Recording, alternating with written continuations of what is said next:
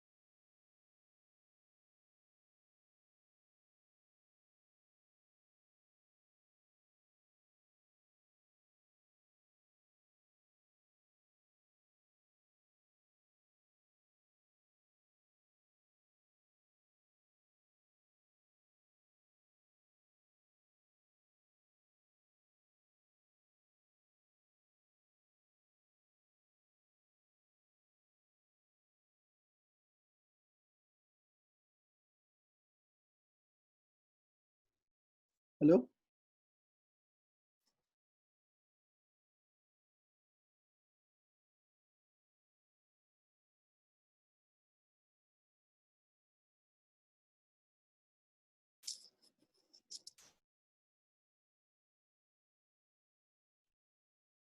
Hello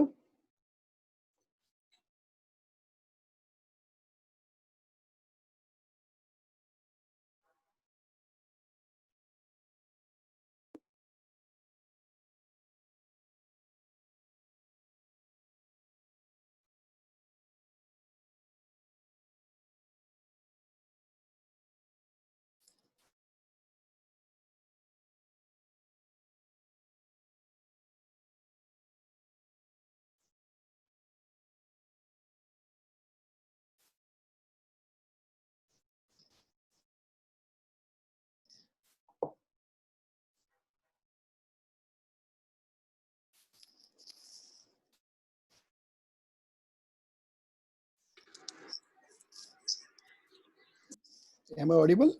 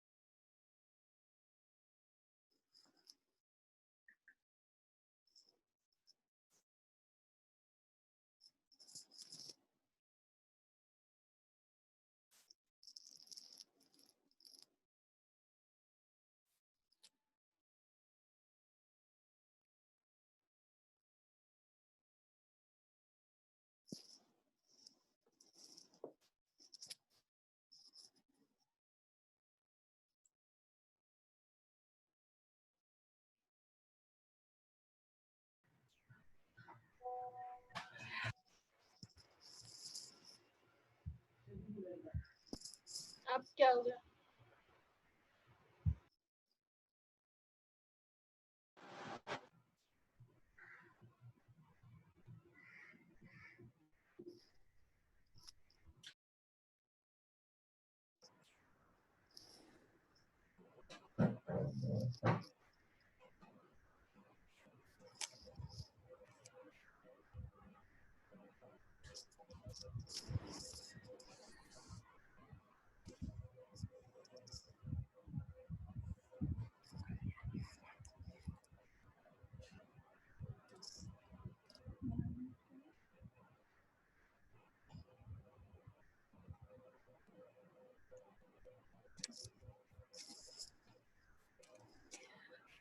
All right.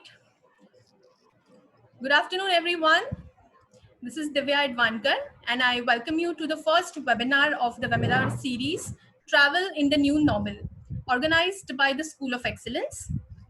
Our topic for today's webinar is the new outlook of travel industry post-COVID by Mr. Ajay Bali, Managing Director, BCD Travel India Private Limited. As Managing Director, Mr. Ajay Bali is responsible for the overall quality performance of BCD Travel across India. Prior to joining to BCD Travel, Mr. Bali spent nearly 18 years at Thomas Cook, based in Mumbai, in various leadership positions. Mr. Ajay Bali has had extensive experience in multinational contracting, security issues, configurations, and consolidations, and has been a regular speaker at high-level industry events around the country. With 29 years of experience, Mr. Bali is an acknowledged authority in the business travel industry in India. His responsibilities at BCD Travel include overseeing the company's operations, including nearly 700 staff in over 7 cities in India, and all activities relating to operations, brand management, network development, supplier and industry relations, and sales and accounts management. I welcome Mr. Ajay Bali to start with today's topic, New Outlook of Travel Industry Post-COVID. Whilst the webinar is on, we would be switching off the microphones and videos of all the participants. In case you have any questions, you can send them to us in the chat box along with your name. The questions will be answered in the Q&A session towards the end. Well,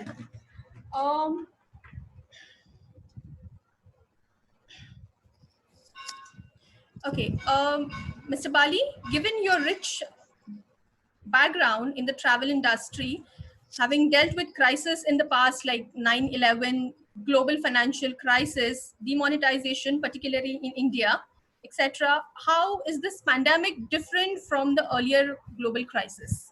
Over to you, Mr. Bali. Yeah, thank you. I hope I'm audible. Good afternoon, everyone. And thank you very much for giving me the opportunity.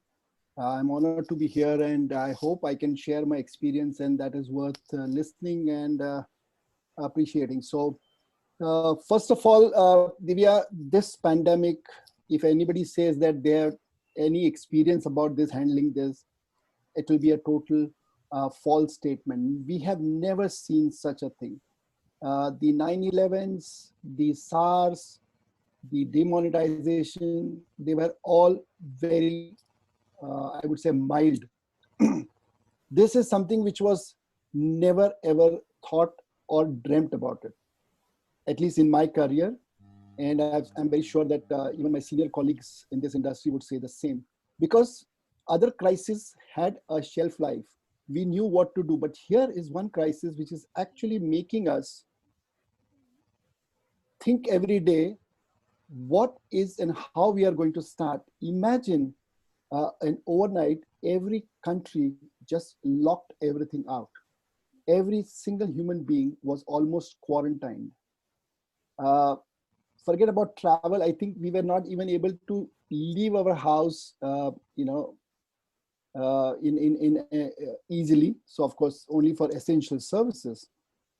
And travel is one business which really actually needs people to move from position A to position B, or one country to another country. And that was completely stopped, and like it is completely, what you say, just simply dead. So to answer your question, I am not even thinking that I can answer this question. Only thing is that we are all, initially it was shock and awe. Then we started analyzing it, understanding it, and hoping that at some point of time when it goes away, we will prepare ourselves to come back to normal. But this is something which is unprecedented and unthought of, unheard of. You want to, I mean, I can go on talking, but Divya, but I don't know if that answers your question.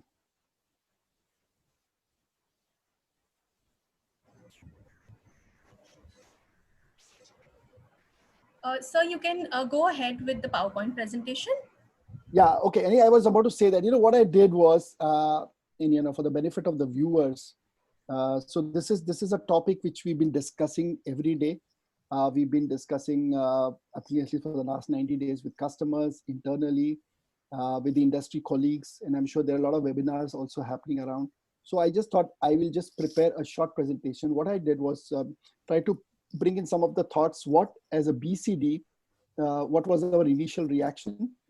What is the current state of affairs, and what we believe would be the future, post-COVID era. So if that is fine with you guys, and I'm sure if there are any questions, I'm more than happy to answer that at the end of the presentation. But I just thought this might be easier for me to walk you guys through with some of the things which we have done. So if you can display the presentation, that would be nice, Divya.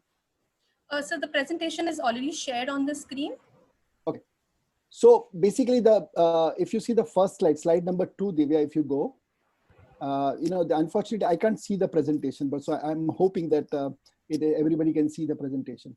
So basically, if you see what as a BCD, so when we got hit, so what really we do, every employee was sitting at home. There was no business, there was no travel, whether it is rail, whether it is air, nobody going to the hotel. So the transactions just plummeted from up to like minus 99%. The only thing we were doing earlier in the first few days was just processing refunds. So that's all was happening. So what we did was, okay, this is a time, it's a pandemic as hit. We have come kind of a standstill. So what do we do as an organization? So we started looking internally and say that how do we enhance our capability? What is the need of the hour? The need of the hour was, okay, we are looking at our product. We have a lot of products which help the customer. What we call as agent source, which is consultants are able to make the bookings. It's a very state-of-the-art tool, which is a global tool for us. And we said, let's upgrade that so that when we come back, we can be more prepared. So we started fine-tuning our agent source. Trip source is again our mobile app, which gives a lot of facilities and features to the customer. So all these tools, and I don't want to get into the tool because I'm not doing a BCD marketing, but we started increasing our capability and trying to fine-tune our products. We started reviewing our processes, whether it's agents, whether finance, reporting, automation. So whatever we did not do for the last 20 years, this was a good time for us to really revisit the entire processes and just see if there is any duplication. Can we remove some of the cobwebs if there was any, and or the blind alleys, so that we can kind of clarify that. The most critical part, and I'm sure this would be across the industry and across the businesses, is cost containment. Simply, we wanted to reduce the cost containment. We were looking at, that's the next slide, sorry. The third part, we wanted to look at the payment part, because that was also very critical. AR is the biggest challenge with our customers. So we said, how do we start converting the AR into a credit card processes, so that we started approaching the customer saying that, what, this is a good time for us to get into the credit card. Sorry, okay. So basically the first slide is talking about increasing our enhanced capability. Settings में देख ना participants के बाजू में तेरे को ऐसा option आ रहा है क्या disconnect audio Sorry, there is some noise coming. Is there? Sure, sir, they will be muted. Okay. So the second part we started looking at as a consulting. This is our consulting of for our businesses. Is we're looking at future opportunities. What would be the post-COVID era? We were started looking at cost minimization. That's what I just said, cost containment. How do we reduce our cost? Because the burn ratio, we had to reduce the burnout or the burn ratio of our expenses. And everyone is looking at it, whether it is right sizing, whether it is bringing redundancy, whether it is the cuts and all those things which we said. So we started working on that. We started looking at our cash flow because it is very important for us to survive. And finally, we were started looking at the revenue focus. What are the new areas, new possibilities where BCD can start looking at the revenue? So as I said, the first was improving or upskilling ourselves. The second, we started looking at our businesses, reducing costs, increasing revenues. So these are the two things which we started. Can you go to the slide 4? I'm just, it's a blind shot because I don't know, I can't see the slide, but I hope the blind, it's about say the travel risk and the 5 best practices. So the pandemic, we analyze it into the 5 kind of categories: the risk awareness and prevention. So what is the risk? What is the risk which has brought this pandemic has brought to our businesses, and how are we going to prevent it? We knew that the most important thing for us was to bring the travelers awareness and engagement. So we wanted to update the travelers. What are the new rules, the new procedures, the new regulations which is going to happen if they have to travel? So we started engaging with the travelers. We started assisting them because a lot of people were stuck in various parts of the world and we had to bring them back. And of course, we could not bring them on the regular flights. So the Air India started a Vande Bharat and we started supporting them on that, or even on the domestic, we bringing them back to the base point. So this was the second, third thing which we did. We have a traveler tracking device. So this was again important. It became very helpful for us to understand where all the travelers are stuck. We could track the travelers through their PNR, and we started doing that. And finally, we started supporting the corporate travel on managing the risk management policy, because today, post-COVID, there is going to be so much differences because people want to know whether their insurance is covered. They want to make sure that they are safe to travel. So all these things in the new traveler risk management policy we had to bring in. So these were the 3 things which BCD we did as an organization to just make sure that we become strong, we are able to face this pandemic, and when we come out of it, we are successful. So that was the BCD part. Let me go to the next slide, and this probably is something which will give you. So that's an impact of COVID on travel and tourism industry. There are so many impacts on that, but I just was wanting to cover a little bit, very limited. The pandemic had a significant industry on the tourism. Travel restrictions, slump in demand, totally banned. I already shared that. It also impacted tourism across the countries, because the coronavirus just spread across all the countries. So it was a complete, as I said, a stoppage. United Nations made a lot of projections. There's going to be $50 billion loss. I mean, travel tourism is by far the second, if not the third largest industry in the world. And there was a complete standstill. So the losses were into billions. I just read an article this morning that the air industry alone will lose $84 billion this year. There is going to be huge losses in employment. People are going to, the job losses, revenue losses. So it's a nightmare. Unprecedented. The GDP of this country, has gone to almost negative. Other GDPs across the world is impacted. The businesses have just come to complete standstill. And almost 90% of the travel has been blocked. So this is kind of the impact of the tourism and this is, as I said, the impact of the COVID on the tourism. I mean, in one word, if I were to say, it's a complete doom and gloom for the travel.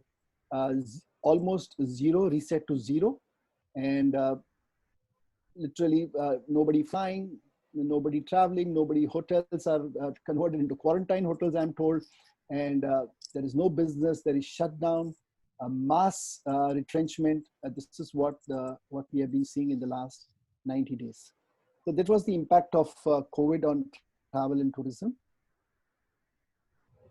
On a positive note, on 25th of May, after 60 days of lockdown, domestic travel started in India. Now, we know today the new travel or the post-COVID travel is so different than what people traveled in the past. There were strict measures at the airport. There was frequent cleaning and disinfection, temperature checks, mandatory wearing mask, new boarding procedures, digital, literally touchless, empty seats, most likely the middle seats to be empty. So these were the new norms which has been suggested or which has been put into practice by the government post-COVID travel on the domestic. Cleanliness, sanitization, social distancing. I'm sure everybody is reading this in the newspaper. So this became the norm even for travel. And we just saw that. I think I've seen photographs. I'm sure you guys must have seen photographs. People traveling in the air. They are more looking like a patients. Like they have got a mask. They have got the shield which covers their face. I mean, you know, there is a suggestion that the person who sits in the center seats need to wear a PPE suit. So you can imagine, I mean, I don't even know, people will be actually scared to get into the plane because you said, my God, before I get into the plane, I'm completely sanitized. I see the air hostesses who are going to be wearing masks. There is going to be no meals given. Totally different. That's a new norm, which is what we see today. Boarding pass. I mean, if you want to check in before that, you have to really provide your data. You have Arogya Setu. It's an important. So all those things became the new norm for the travel. Now, I don't know whether how many people had heard or thought about it, but that's the fact. Now, as I said, in the news, the next screen, I show you, you know, you can see from the new rules for contactless travel. I mean, it's a very busy slide, but basically it just tells what the safety is, the priority, social distancing, the new norm, less baggage is encouraged, no in-flight service except water, Arogya Setu, I said, is mandatory. You have to report 3 hours before, and I'm sure televisions have shown you how people are standing in the queue or how they are boarding in. There are at the gates, at the security. So this is what is unfortunately the new norm or the new travel is how. And again, I'm still talking of domestic. I'm not even touched international. This is what you must be seeing in the newspaper, or sorry, in the television, is all about domestic travel, because we have not even opened international travel. So now, you know, again, the next slide gives you again what airlines have to say. What are the, and again, mind you, what I'm showing you today, it will change maybe tomorrow because it's so dynamic. The new rules, new regulations are coming every day. And so domestic airlines, each airline has got their own way, like Indigo has a 48 hours, web check-in prior, baggage tag, there are rules. The check-in baggage, only 1 bag. The cabin baggage is only 7 kgs, you know, in-flight meal not provided. So each airline has shared what they will provide, what they will not provide, what is important, what is critical, and this is how the new rules have come. And mind you, the travel cost is not cheap. So you're going to pay more and you're going to go through all these hassles if you have to travel. So I don't know how much confidence will be there for the people to travel initially. To add to the challenge of the travel, each state has come out with their own lockdown in India. Now, I know they say, you know, Sone pe suhaga. I mean, basically, guys, we are already having no business. There is no travel. And now when the travel opens a little bit, it has got its own processes. It has got its own way of handling it, you know, right from the you make a booking to go to the airport, sit in the aircraft and get down there. And then you have various states coming with their quarantine protocols. What it says, basically, people don't want you to travel. The states are not welcoming you. The states don't want to see people coming from different other states because they are worried that the COVID cases will increase. So every state created their own quarantine, whether it is Bihar, whether it is Punjab, Haryana, Jharkhand, and I don't want to go into all this various states, but mind you, my only suggestion to everyone listening is that if you are traveling, make sure you know which state you're going, what is the quarantine, what are the rules and regulations, which from the state which you are entering, you're going to travel, the rules of that state, and the rule of the state where you're going to arrive. That's also important. And you need to understand, because if you have to come back to your base state, so what are the rules? So you have to be very, very educated today. And as a consultant, as a travel consultant, our life is actually becoming more and more challenging because we need to be aware of all these rules and regulations. We need to understand how a traveler is going to, when he wants to undertake travel, what are the information which we need to give to him? When he's doing a check-in and a web check-in, whether Arogya Setu is there, whether he's got a COVID positive or COVID negative certificates. These are all the things which are, which is becoming the requirement for the world today. What we also see, the next slide, Divya, is the on the resuming travel. Divya, is the slide on the resuming travel now? Yes, sir. Okay. So if we just wanted to give you a little more information about what's happening on when the travel supply resumed, there were fewer airlines, there are smaller airlines, there are reduced schedules and networks,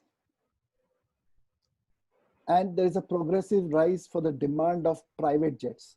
This is a new travel. People who can afford, they're looking at private jets. Why? Because they don't want to get caught into the scare of COVID. People who can, who need to travel, they are head-on shows going for the private jets. Today, Indigo, SpiceJet, even charter airlines, they are very much in demand. And that's really increasing. They are ready to spend big bucks, but they want safety. They want to be very sure that when they travel, they don't get the COVID impact. But even on the regular airlines, what we have seen, every time an aircraft needs to be sanitized, every seat. So if the cleanliness is so critical, so important, and that's so expensive. So most of the airlines have got a scheduled reduced aircrafts. Of course, government also not allowed them to get the full capacity, but whatever they have, they put it into flying. They have to really take a lot of care about the cleanliness of the aircraft.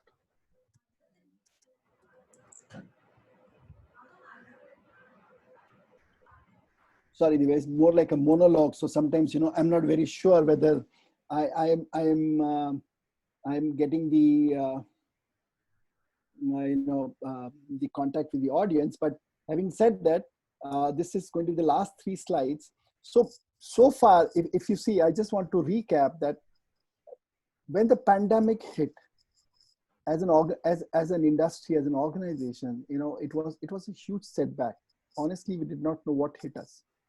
It took some time for us to understand the size of the entire hit on the industry and our business. Quickly, we got into a correction mode and just started looking at our internal and external processes. And I'm sure every industry would have done that. The second part, I kind of covered the impact of the COVID on the businesses. So billions of dollars of losses, mass unemployment, hotels going out of business, bankruptcy. Now, I don't know whether you're aware, there is Thai Airways has gone into bankruptcy, Chapter 11. Virgin Australia has gone into bankruptcy. Air Mauritius has gone into bankruptcy. There are a couple of more small costs. Cathay Pacific got a $5 billion support from their government. Singapore Airlines has got over $10 billion as support. Lufthansa, Air France, British Airways, they're all looking at support from the government.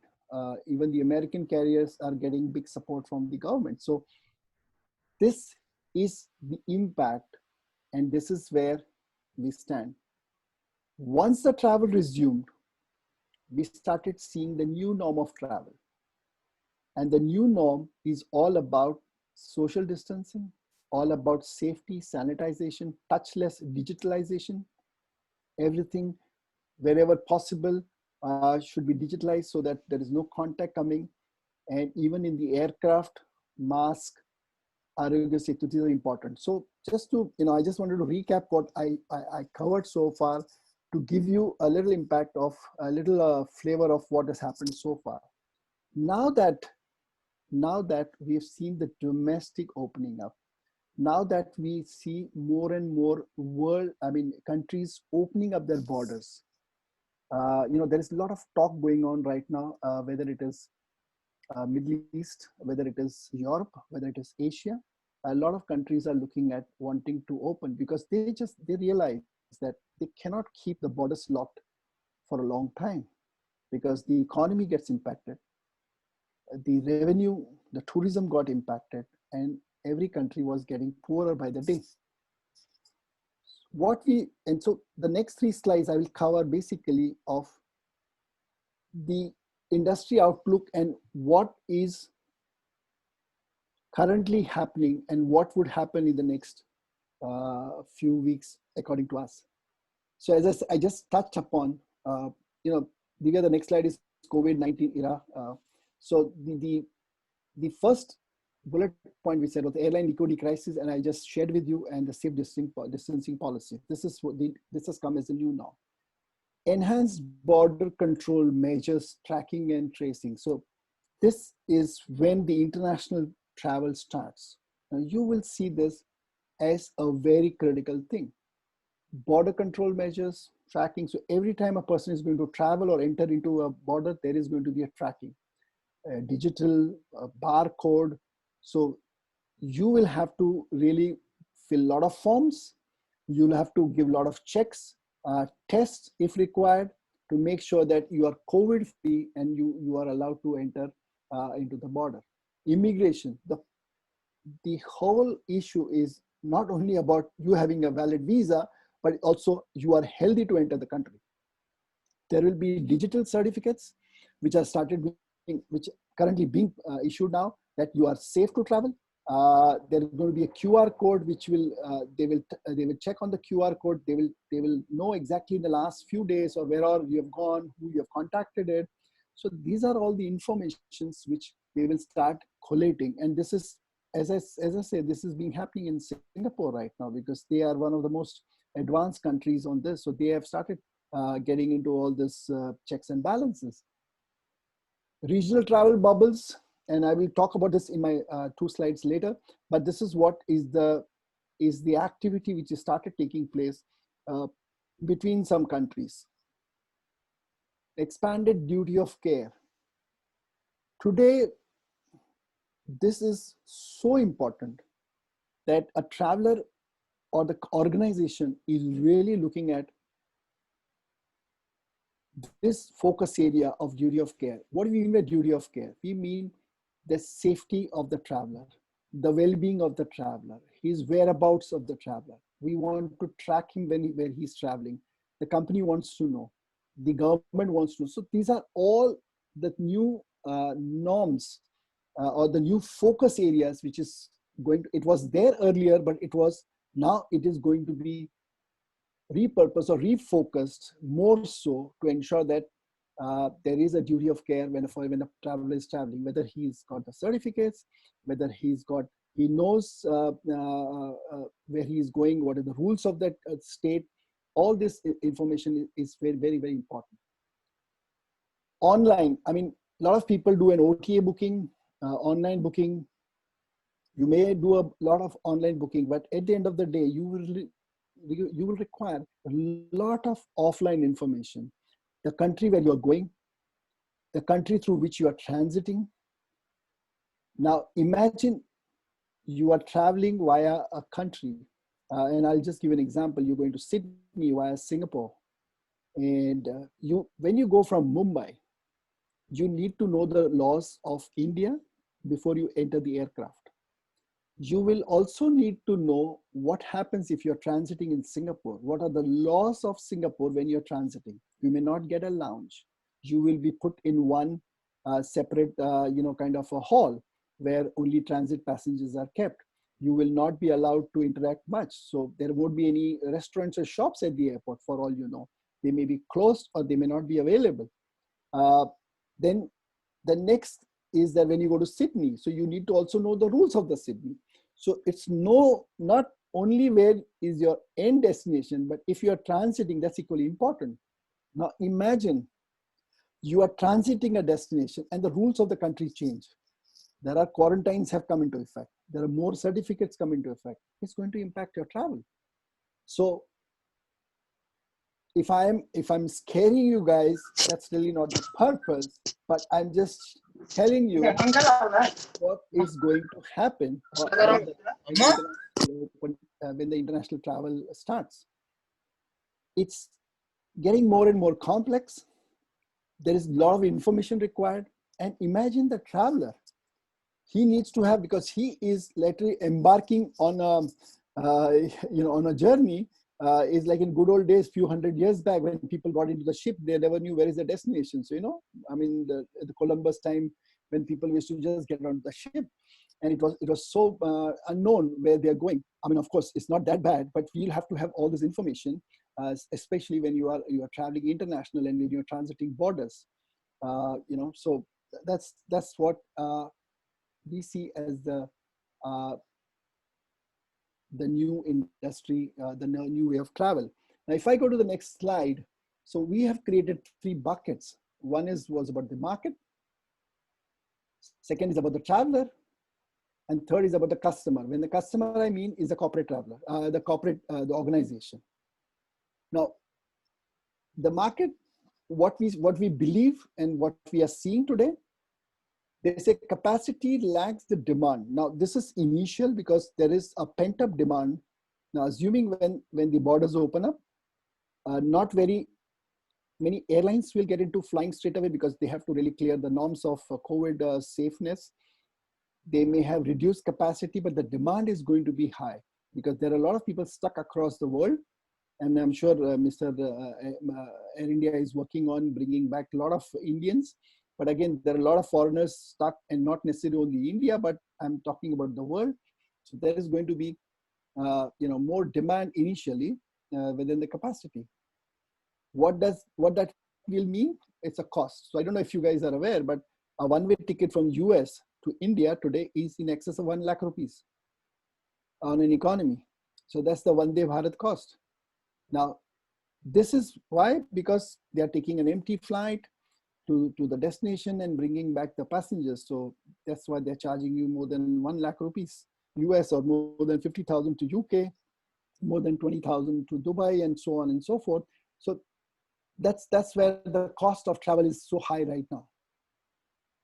What people fear is not only this pandemic, but this is wave 1. What if there is a wave 2? Now, we believe China may have a second wave, or South Korea is looking at a second wave. Singapore was on a lockdown and they opened up and they got a little more second wave, and they again kind of became very strict. So people fear that what if the future pandemic, the second wave starts. Imagine you are transiting a country which is supposedly COVID free, or which is aligned, and suddenly the pandemic, the second wave starts, and there's a quarantine happens, and you get again locked. So that's the fear for what we expect, that you may travel, but what is the guarantee that if you were there for a week, and if the rules of the country change and there is a quarantine, then you're going to get stuck, like some people got stuck when the wave 1 started. Now, if for the benefit of the listeners, when in the March, when the lockdown happened, a lot of people of Indian origin got stuck across the world because overnight everything was just locked, everything was quarantined. So that's the fear.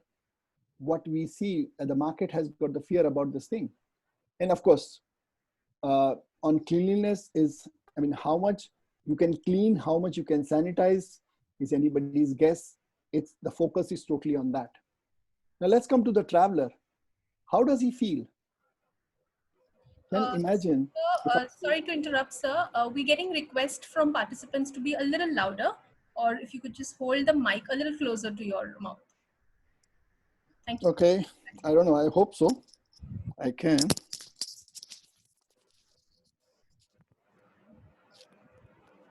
Am I more audible?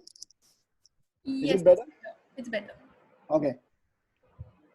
So let's look at the traveler. You know, I've just shared with you the market condition. I've shared with you the the challenges. If I were to a traveler, if you are a traveler, you will think so many times where is you need that trust. The travelers want to be more trusting the travel, trusting the airline, trusting the country where they are going. So these are the new fears which has come to the mind of the traveler. Repatriation fear is the new real fear, because you know what, you travel suddenly and then they say, oh, you know what, your certificates are not good enough, you have to go back. That could be another fear. Travelers will bring additional supplies. Now, because they are traveling, it's going to be like a big journey, and they will be covering masks and sanitizers and whatnot they will be carrying. So their baggage is going to be more, because there's a lot of fear. They don't know what to carry, what not to carry. And a lot of people would say, you carry this immunity better, eat this medicine, eat that medicine. So that's because there is no vaccine right now. So anybody's guess. So I'm sure if person stays in a joint family, he may have a lot of advices what he should be carrying when he's traveling. So I mean, again, that's going to really challenge his baggage. But again, you know, the baggage is again a problem in domestic. You can't, you have to have a very small baggage, and only check-in baggage is one baggage allowed. So you can imagine, on one side you have got a fear, and the other side the airlines are insisting that you can't carry weight. I've touched on this point, but you know, the transit is testing or pre-government approvals, re-entry quarantine, immunity passports. Now, these are all the new norms which a traveler will have to carry. He'll have to think, he'll have to make sure that he has got all the ammunition with him to travel from one country to the other country. And the corporate traveler, the organization, they are equally worried, because, you know, one thing is there, they want to make sure that is there enough insurance for the traveler? Because what if he gets stuck in a country? Is he covered under that? So these are the new things which we have started thinking. Even the traveler has now started thinking. He said, oh my God, I wish my travel insurance is not $100, it's say $10,000. Because there is a fear. If he has to travel, he has to maybe overly insured. Now, when you are overly insured, there's a cost. So as an organization, they require not only the safety, but they also require the ROI for travel. So we say, you know, why should we be actually making people travel? Let's go on Zoom. Let's go on virtual, meetings and all those things. Because today, it's not about the money. It's about the fear of getting stuck.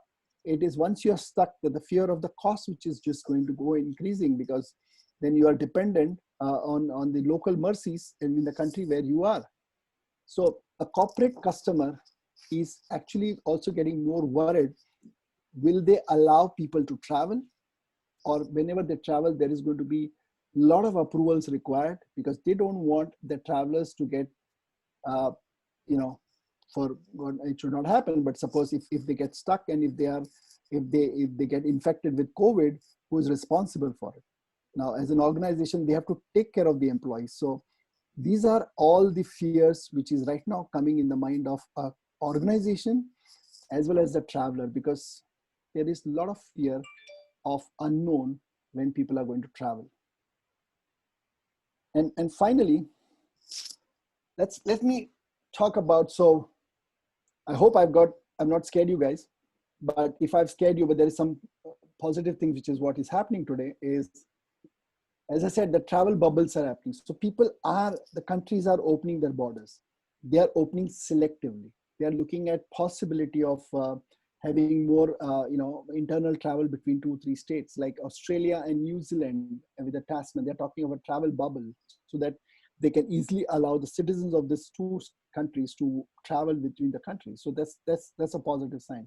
Singapore, China is talking of a green channel, which will allow between both the countries, direct. Of course, it has got a lot of restrictions. It has to be approved travel. The traveler needs to have a certification. There may be blood tests on both the sides before they travel. They want to make sure that he's COVID negative. He has got the invitation from the company, either in China or in Singapore, wherever he's going. So all those checks and balances there, but they are now looking at opening. India has already opened domestic. I do believe by mid-July, we may have international opening. Again, I don't know if that date stays or it further gets pushed. Singapore Airlines, Silk Air, they have started opening their flights. The new schedules have come. American Airlines, United Airlines, they have all looked at the new schedules. Lufthansa has started new schedules. Emirates has come with a new schedule. Etihad has come with a new schedule. So there are countries now opening up. So that's the positive news which is happening. India, which is again in lockdown till 30th from the international borders.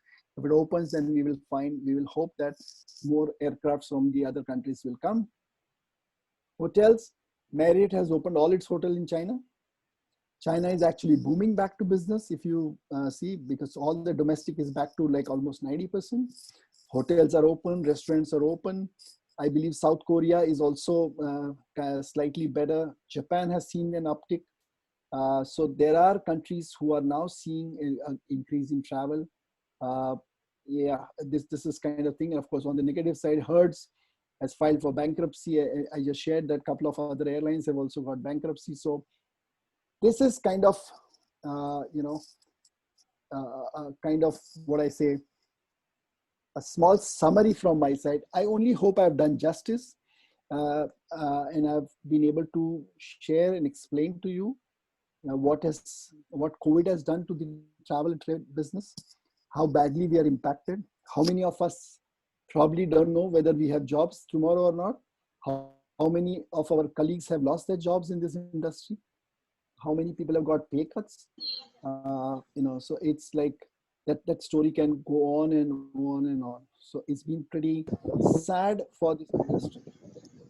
So with this, I complete my presentation or whatever thoughts I had, and I'm open to any questions. Divya, if you have any more questions, I'm more than happy to answer that.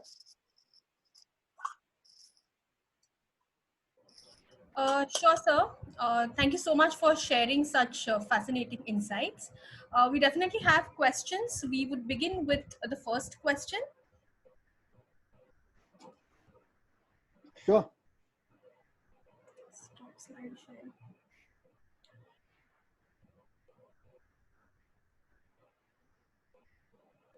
Well, we have a question from Amrita here.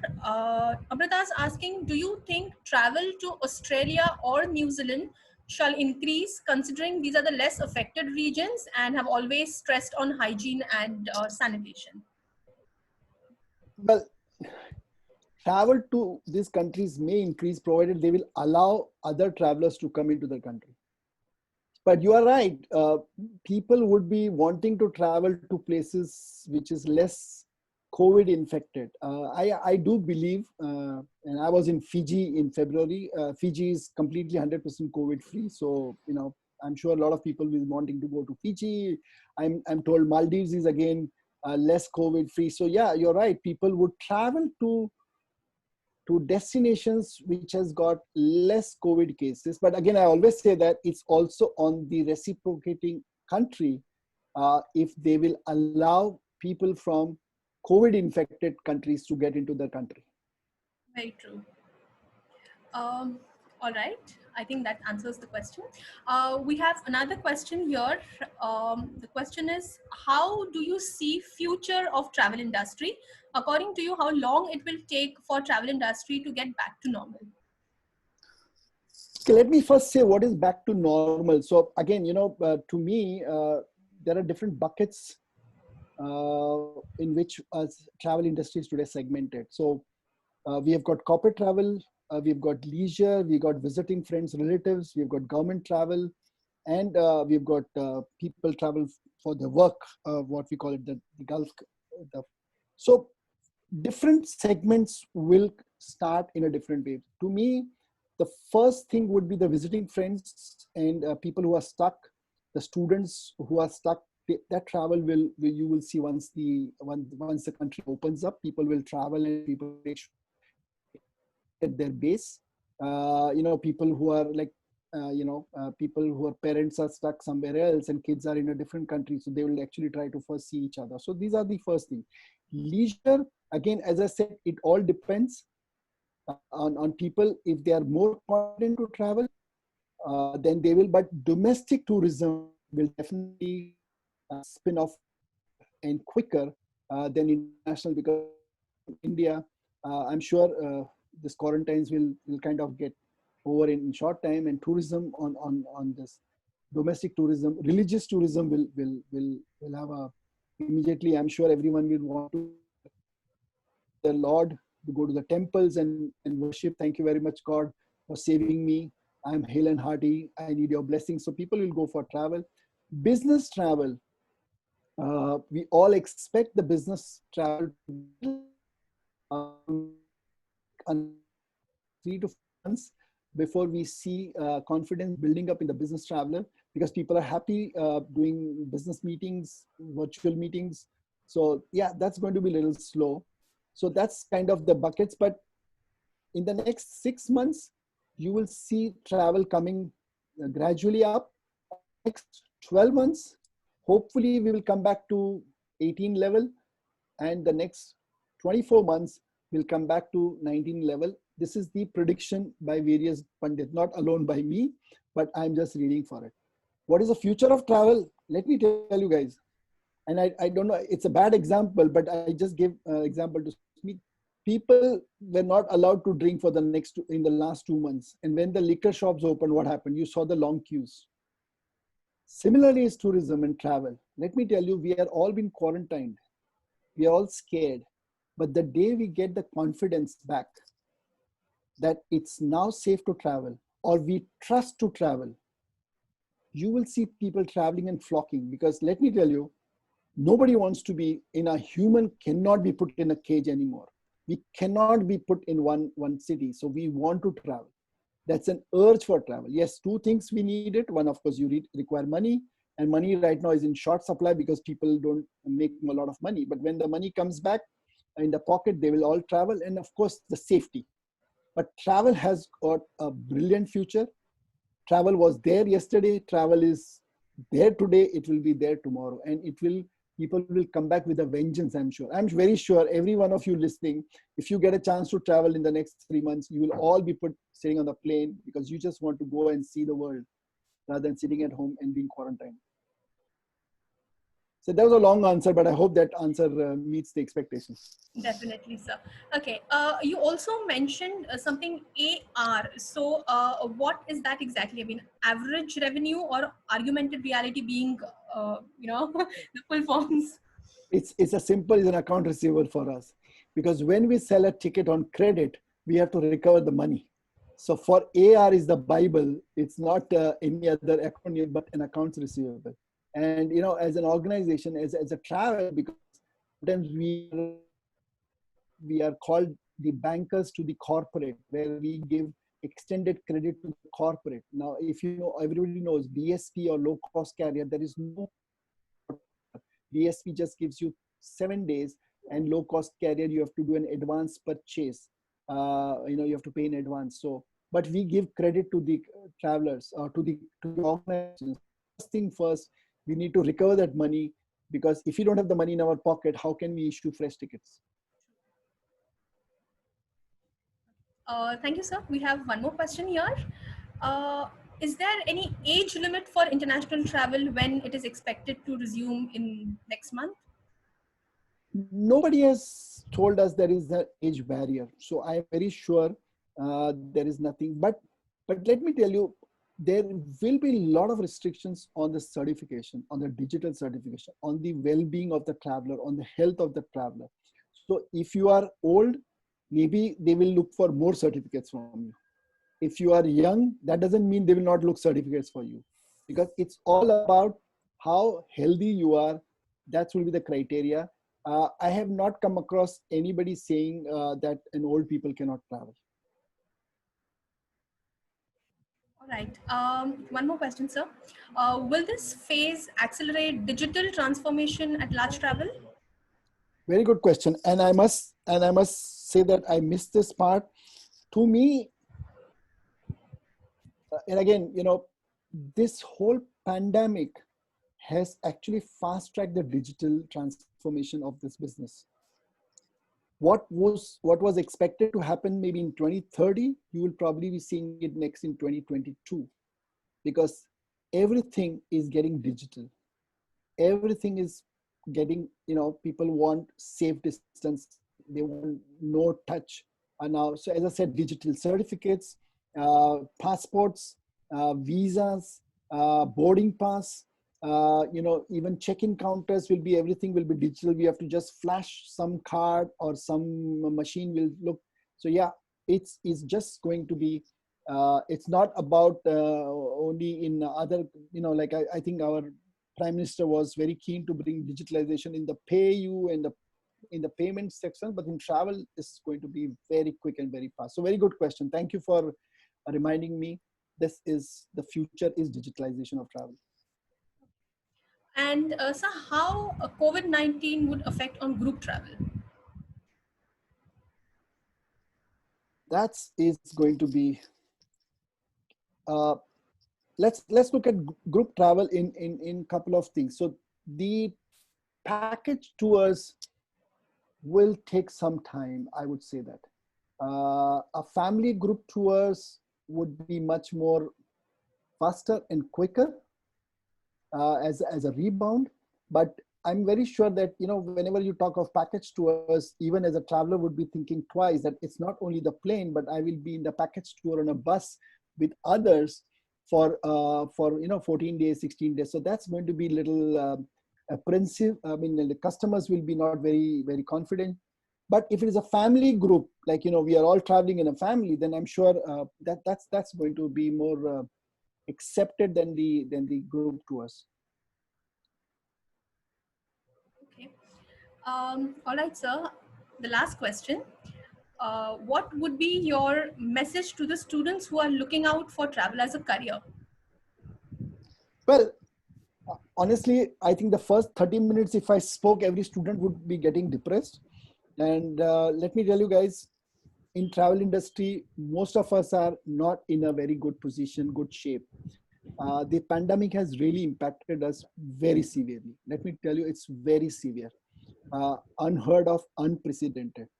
But I always say that there is always silver lining in anything. Anything which happens, any change which takes place, is always for good.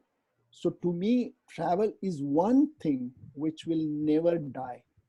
Travel is one thing. Yeah, it may change. It may change some of the protocols and the processes. It may change the way we travel today.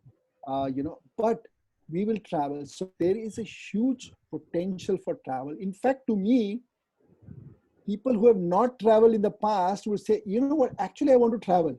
You know why? Because who knows if there is a second pandemic after 3 years?